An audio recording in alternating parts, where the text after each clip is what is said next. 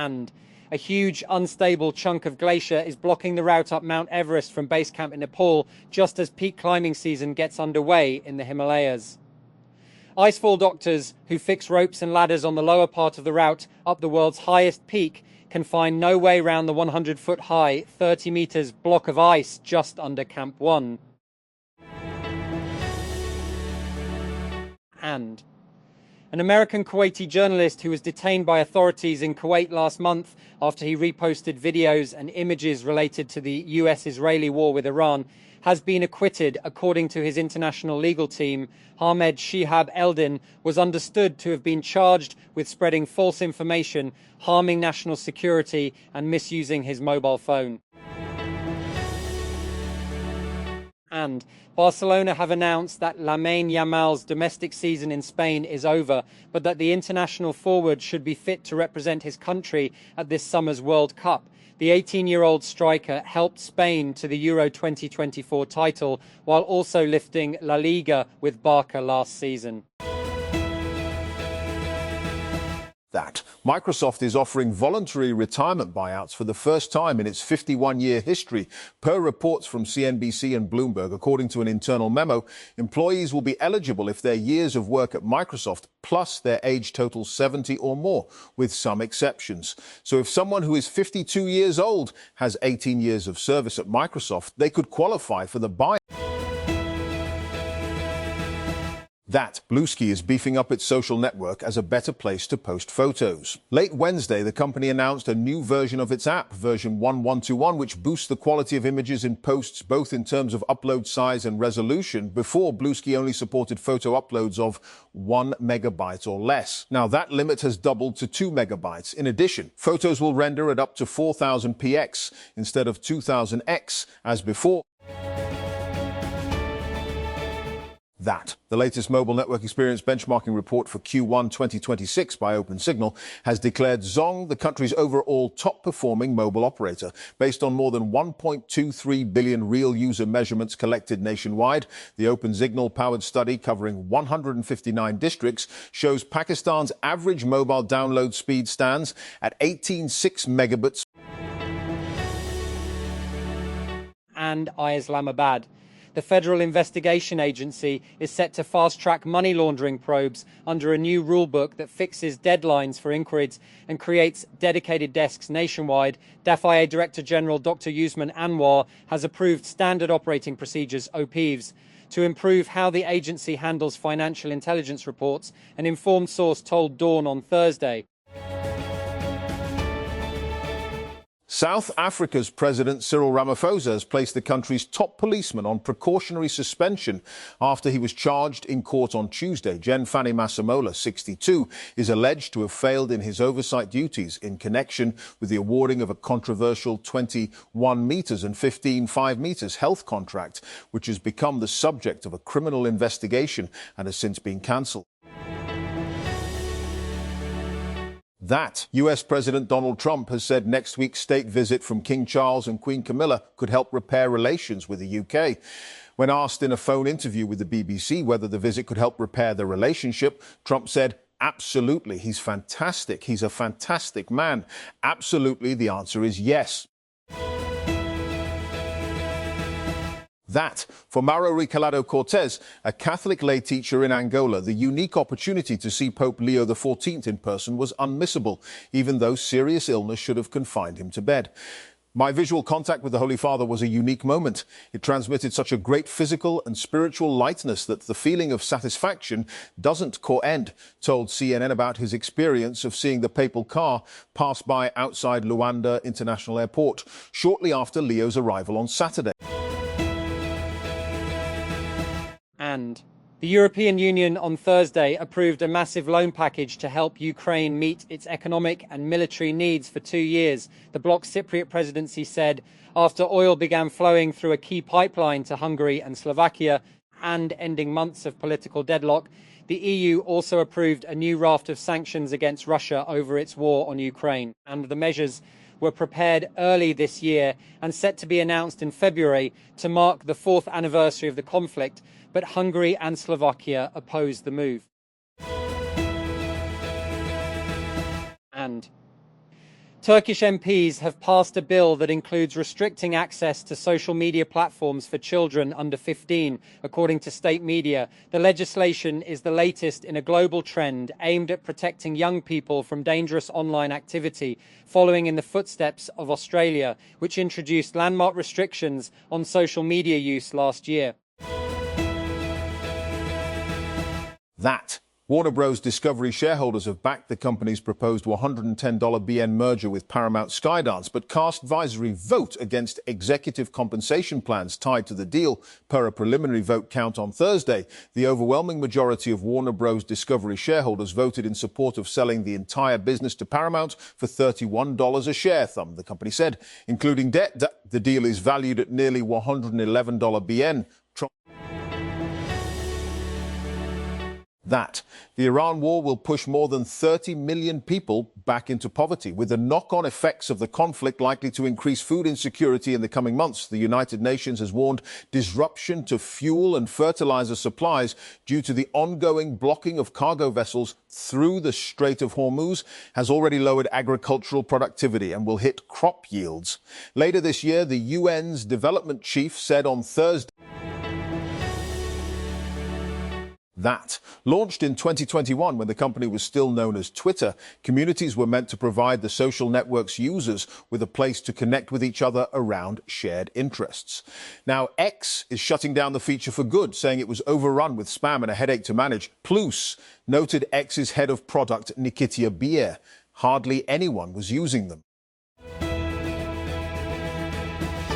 And earlier in April, the startup Era Computer held a gathering of artists who had received its developer kit in New York. The artists showed off the various mini gadgets they had built, like a souvenir that tells you facts and jokes about France, and a phone-like device that looks at your stocks and tells if today is the day you can quit your job, or a gadget that tells you about air quality. While all these devices are experimental, the common thread is Era's platform, and which allows hardware makers to create AI agents and orchestrations for AI devices. The company doesn't want to create devices itself, but aims to enable others to do so by providing a software layer that could handle tasks like customized voice creation or adding intelligence to a classic device, such as headphones. And the National Emergencies Operations Center, NEOC, of the National Disaster Management Authority, NDMA, has issued an advisory warning of a heatwave and adverse weather conditions across multiple regions of Pakistan in the coming days. According to the advisory, a severe heatwave is expected to persist until May 5, particularly affecting Sindh, southern Punjab, and parts of Balochistan. Islamabad. Amid murmurs of divisions within the PTI, not a single party leader arrived at Adiala jail on Thursday, one of 2 days on which former Premier Imran Khan is allowed visitors. The Islamabad High Court has allowed Imran twice-a-week meetings on Tuesdays and Thursdays with his family, lawyers and other associates. Despite the order, the ex-premier has been largely restricted from meeting visitors for several months as the court's directives have not been implemented. And a total of 518 people died in Tanzania from unnatural causes in the wake of widespread protests that followed last year's general election. The Commission of Inquiry set up to investigate the violence has announced. However, Commission Chairman Mohammed Chande Othman did not say who was responsible for the deaths and recommended further investigations. That Warner Bros. Discovery shareholders have approved the company's $111 BN 80T2 BN takeover by Paramount in a deal which could drastically alter the media landscape. The deal will see Skydance owner Paramount take control of all of Warner Bros. Titles and channels, which include Harry Potter, Game of Thrones and news network CNN. And the United States and Israel's war on Iran has pushed up the price of nearly everything. In the early days of the war, the global supply of oil, gas and fertilizers was the main focus of this crisis. And FIFA's decision to release the latest tranche of World Cup tickets, coinciding with the 50-day countdown mark for the tournament, has left fans more frustrated than excited in advance of the biggest sporting event in the world. And football's global governing body announced yet another last-minute ticket phase on Wednesday, with tickets for all 104 matches available on a first-come, first-served basis. Tickets are available in the 3 previously open categories and as well as the new front category pricing it added this month. That President Donald Trump has said he ordered the United States Navy to shoot and kill any Iranian boat laying mines in the Strait of Hormuz, a move that could jeopardize the fragile ceasefire between the two countries. The U.S. president also said on Thursday that the military will heighten its efforts to remove explosives from the strategic waterway. That. The story of embattled compliance Delve keeps hitting twists and turns. TechCrunch has confirmed that Delve was the compliance company that performed the security certifications for Context AI, the AI agent training startup that last week disclosed a security incident which led to a data breach at popular app and website hosting giant Vercel. That. App and website hosting giant Vercel on Thursdays said hackers had accessed some of its customers' data before the company discovered its recent data breach, suggesting that this incident may have broader security implications than initially known. In an update on its security incident page, Vercel said it had identified evidence of malicious activity on its network preceding the early April breach after it expanded its initial investigation. And the Philippines has millions of unbanked adults, and its consumer lending market is starting to catch up. Salmon, a Manila-based consumer finance app, and just raised $60 million in equity and $40 million in debt to bring digital banking to Filipinos. Salmon was founded by Pavel Fedorov, George Chesakov, and Rafi Montemayor, all of whom previously worked at Russian Digital Bank and Tinkoff. Montemayor was, in fact, Tinkoff's first employee in the Philippines and led the company's expansion in the country since 2016. In March 2022, the three parted ways with Tinkoff and launched Salmon. And Lenovo has officially launched the ThinkPad T14 Gen 7, quietly replacing last year's ThinkPad T14 Gen 6. The laptop was first shown at MWC 2026, but sales have now started in select markets. And the entry-level model includes an Intel Core i5 325 processor. It comes with 16 gigabytes of LPCM2 memory and a 256 gigabytes PCIe Gen 4 SSD.